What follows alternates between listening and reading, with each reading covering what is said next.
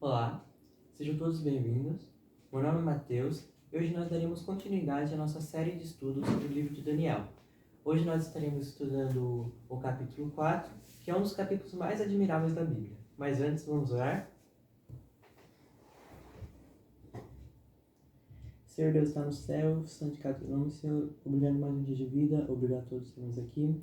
Senhor, peço que me dê sabedoria e discernimento para que eu não fale de mim mesmo, Senhor, mas sobre Ti. Perdoa todos os nossos pecados, isso que pedimos e agradecemos, em nome de Jesus. Amém. Daniel capítulo 4 é considerado por muitos como o capítulo mais admirável da Bíblia. Por quê? Porque neste capítulo o rei Nabucodonosor é transformado em um animal, literalmente, e o seu corpo foi umedecido com o orvalho do céu por 7 anos, e se alimentou como os animais da grama e da terra. É o que está escrito na Bíblia, e é o nosso assunto de hoje. Este capítulo vai falar de uma árvore que cresceu e ficou forte, e a sua altura alcançou o céu, e podia ser vista até os confins da terra. Nós veremos hoje que esta árvore é colocada aqui representando uma fonte de alimento, não só para a humanidade, mas também para os animais e aves. Veremos também que não se trata apenas de alimento físico, mas espiritual também. Lembram de quando Cristo foi tentado pela primeira vez? Lá em Mateus 4:3 diz: Quando veio a ele o tentador, disse: Se tu és o Filho de Deus, ordena que essas pedras sejam feitas pães. Mas ele respondendo disse: Está escrito: Não só de pão viverá o homem, mas de toda palavra que procede da boca de Deus. Hoje falaremos também de coisas espirituais. Falaremos do governo de Deus e do governo de Satanás. Como Satanás cria contrafações que se transformam em tradições. Hoje, como em todos os tempos, vivemos em um mundo de fábulas. Fábulas essas que mais parecem realidade do que fábulas. Vejamos. Agora vamos para Daniel, capítulo 4, versículo 1.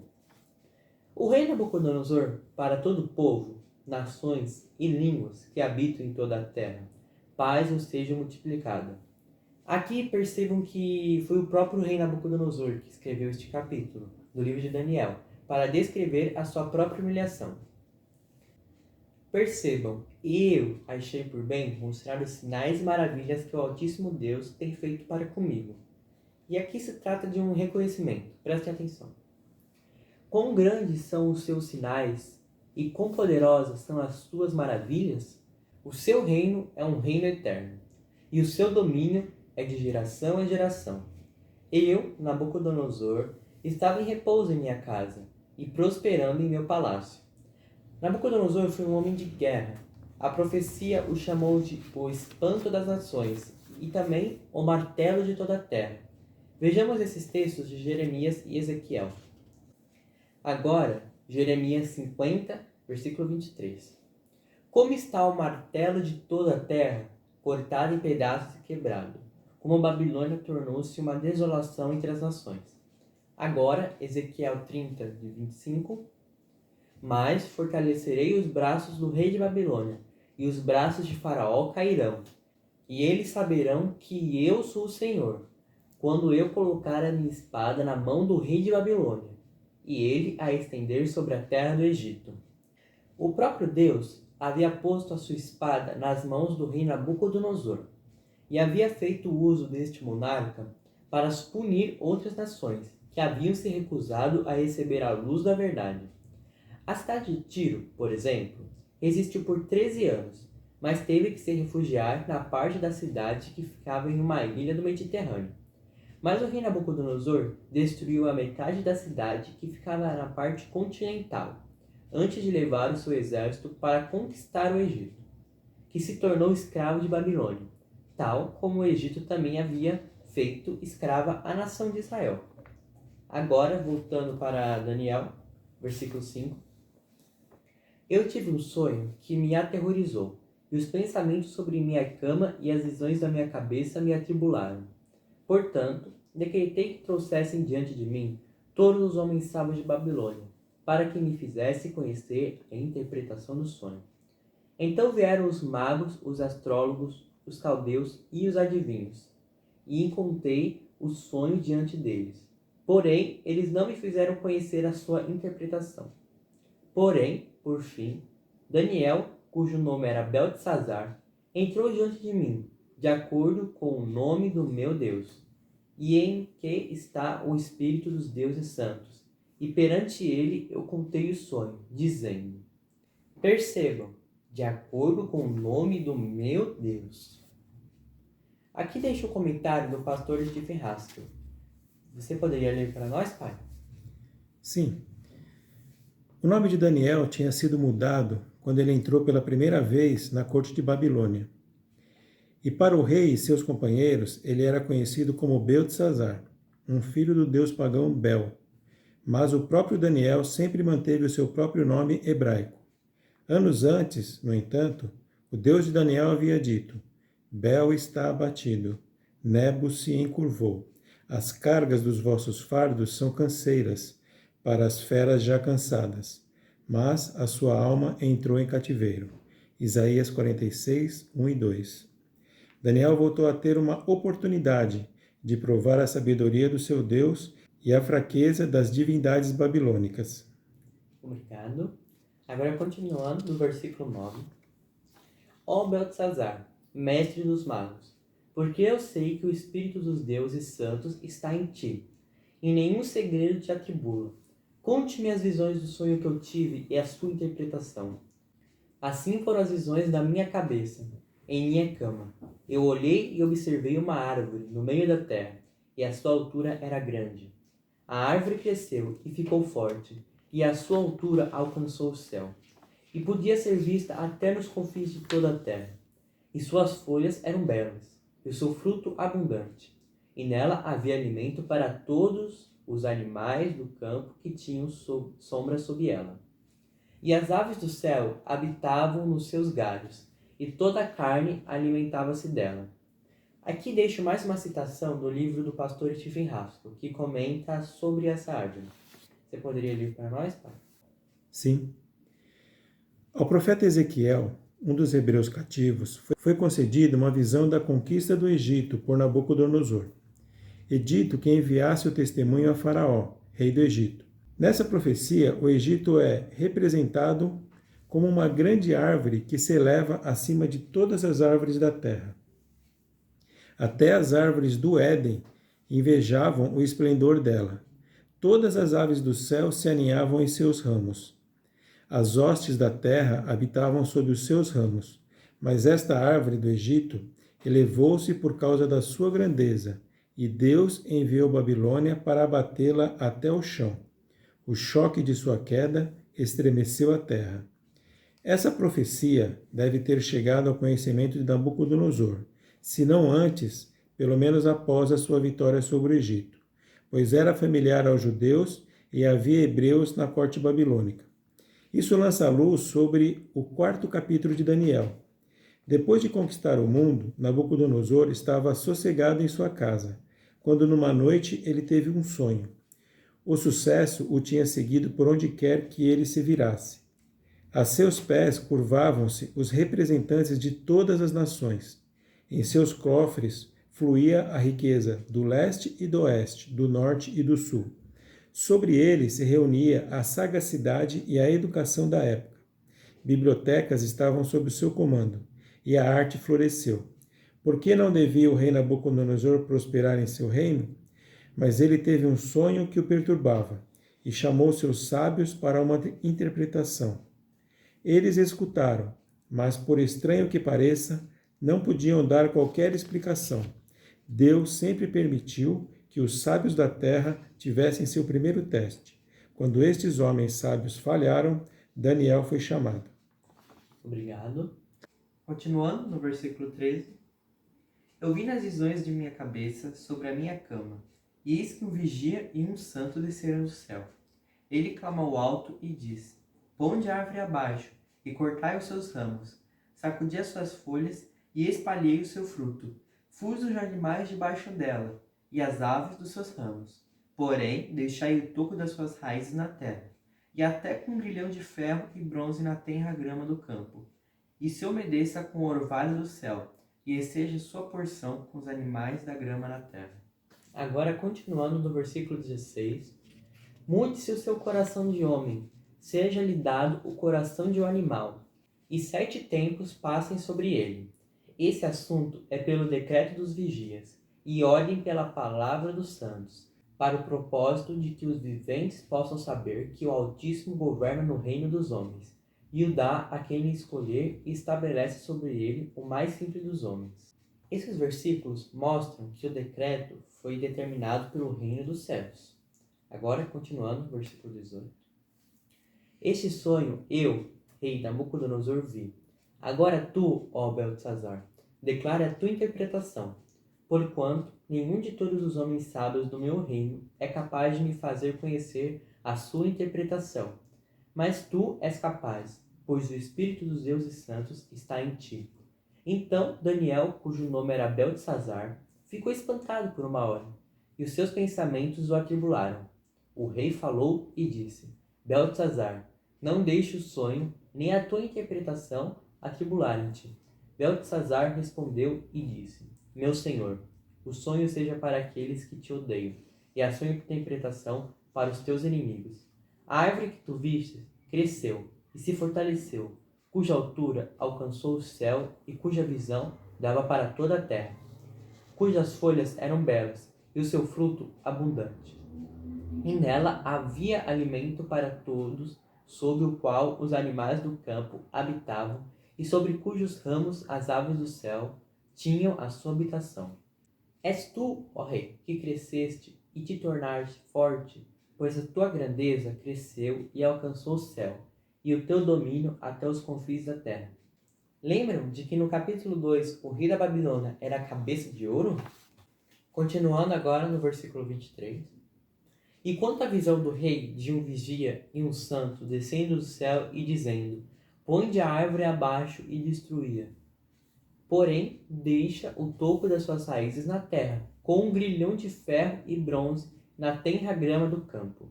E se umedeça com o orvalho do céu, e esteja a sua porção com os animais do campo, até 7 tempos passarem sobre ela. Esta é a interpretação, ó rei, e este é o decreto do Altíssimo, o qual veio sobre o meu senhor, ó rei. Que tu serás tirado de entre os homens, e tua habitação será com os animais do campo. E eles te farão comer grama como bois, e eles te molharão com o orvalho do céu.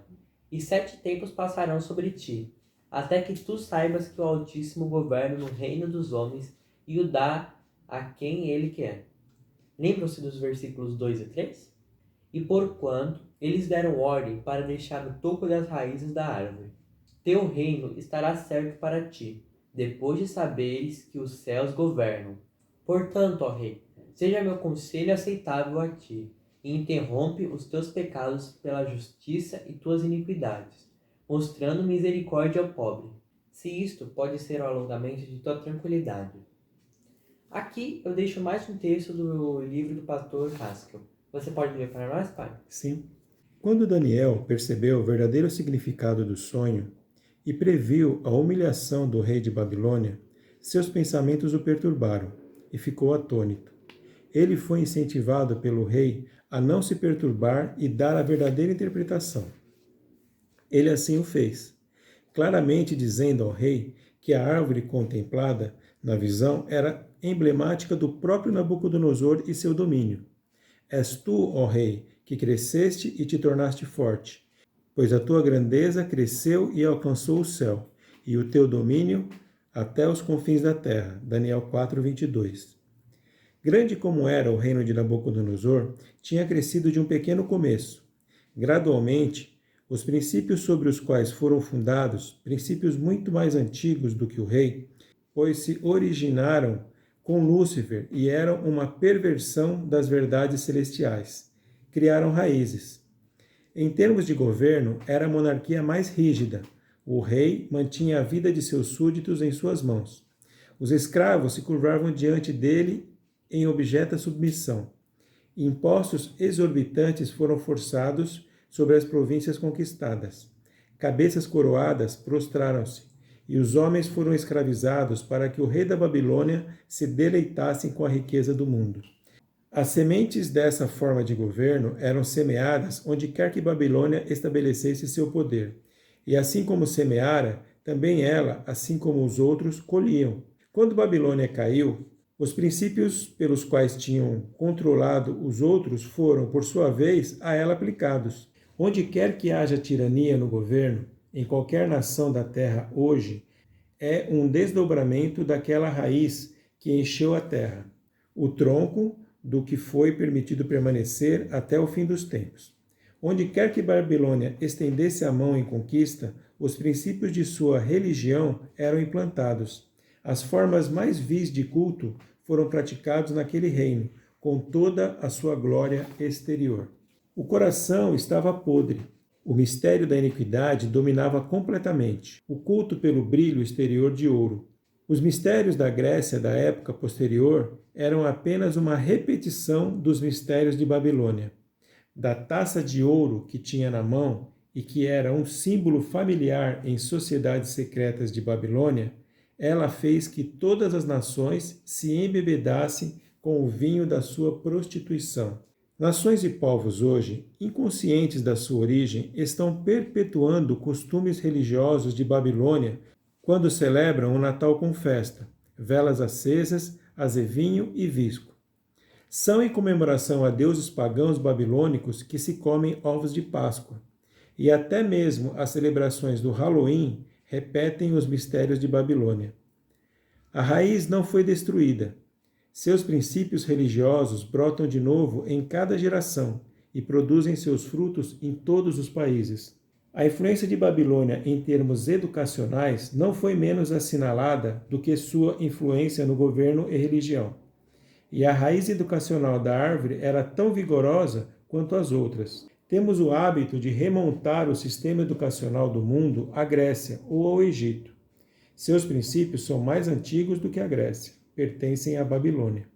O destaque dado a esta fase da vida de Babilônia pelo Espírito de Deus no livro de Daniel é o fato de que os principais educadores e instituições de ensino do mundo tiveram contato direto com os princípios mais simples da verdadeira educação, toda vez que os hebreus confrontavam os caldeus e homens sábios. Mostra o lugar que a educação ocupa tanto nos falsos reinos, de que Babilônia é o tipo, como no verdadeiro, a que os hebreus representavam.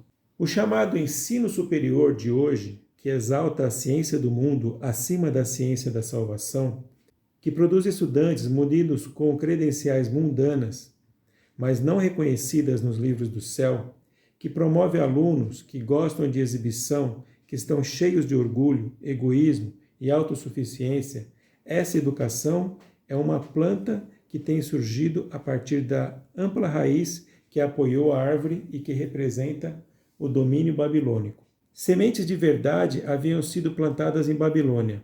O santo vigia procurava constantemente promover o crescimento de uma árvore que traria vida. Todas as nações se reuniram sob a influência de Babilônia, na esperança de que pudessem ser alimentadas com frutos que viessem a ser o pão da vida. Mas, em vez disso, eram uma mistura de bem e mal, o que envenenava o consumidor. As folhas das árvores são formosas à vista e poderiam ter sido para a cura das nações, mas o próprio odor que exalavam intoxicavam e levavam a excessos. Assim se deu com a planta que brotou a partir dessas raízes ocultas. Podem ser atraentes ao olhar. Seu fruto pode ser tão doce ao ponto daquele que a deguste não poder reconhecer se se trata de um fruto falso. Mas a sabedoria de Deus permanecerá por muito tempo, depois que o mundo tiver sido destruído. Devemos vigiar e nos proteger contra os males que brotam a partir da raiz de Babilônia. Obrigado. Agora, continuando no versículo 28. Tudo veio sobre o rei Nabucodonosor. Ao final de 12 meses, passeando no palácio do reino de Babilônia, o rei falou e disse: Não é esta a grande Babilônia que eu construí para ser a casa do reino pela força do meu poder e para a honra da minha majestade? Não parece Satanás falando aqui? Agora, continuando no versículo 31. Enquanto a palavra estava na boca do rei, caiu uma voz do céu dizendo: Ó rei Nabucodonosor, a ti se fala, o reino apartou-se de ti, e eles irão tirar-te de dentre os homens, e a tua habitação será com os animais do campo. e eles te farão comer grama, como bois, e 7 tempos passarão sobre ti, até que tu saibas que o Altíssimo governa no reino dos homens e o dá a quem ele quer. Na mesma hora, a coisa cumpriu-se sobre Nabucodonosor. E ele foi levado entre os homens e comeu grama como bois, e o seu corpo foi molhado pelo orvalho do céu, até os seus cabelos crescerem como penas de águias, e as suas unhas como garras de pássaro. E ao final dos dias, eu, Nabucodonosor, ergui os meus olhos para o céu, e o meu entendimento retornou para mim, e eu bendisse o Altíssimo, e louvei e honrei aquele que vive para sempre, cujo domínio é um domínio eterno, e o seu reino de geração a geração. Aí todos os habitantes da terra são considerados como nada, e ele faz conforme a sua vontade no exército do céu. E entre os habitantes da terra, e ninguém pode paralisar a sua mão ou dizer-lhe: o que fazes tu? No mesmo momento, a minha razão retornou para mim, e para a glória do meu reino. Minha honra e o meu brilho retornaram para mim. Meus conselheiros e meus senhores buscaram-me, e eu fui estabelecido no mesmo reino. E a mim foi acrescentada uma excelente majestade. Agora eu, Nabucodonosor, louvo, exalto e honro o Rei do céu, cujas todas as obras são verdade, e os seus caminhos juízo. E aqueles que caminham orgulho, ele, Deus, é capaz de humilhar. Bom, é isso. Deus permitiu que tudo isso acontecesse com o objetivo de salvar Nabucodonosor, que precisou passar por essa humilhação, vivendo como um animal por 7 anos, para só depois de perceber a sua fraqueza e confessar a sua culpa, reconhecer que o Deus do céu é o Senhor a quem tudo pertence. Esse capítulo, ele meio que se auto-explica, então eu não me aprofundei muito nesse capítulo. Mas, espero que vocês tenham gostado. No próximo vídeo, o meu pai estará falando sobre o plano da salvação. E no meu próximo vídeo, eu estarei falando sobre o 5º capítulo de Daniel, quando Deus escreveu com o próprio dedo em uma parede do palácio. E em seguida, o reino de Babilônia foi dominado pela Média e a Pérsia. Oremos. Senhor Deus, obrigado por mais essa oportunidade que o Senhor me deu, e que abençoe as pessoas que estão vendo esse vídeo, para que o Senhor faça com que elas entendam, Senhor. É isso que eu peço e agradeço, em nome de Jesus. Amém.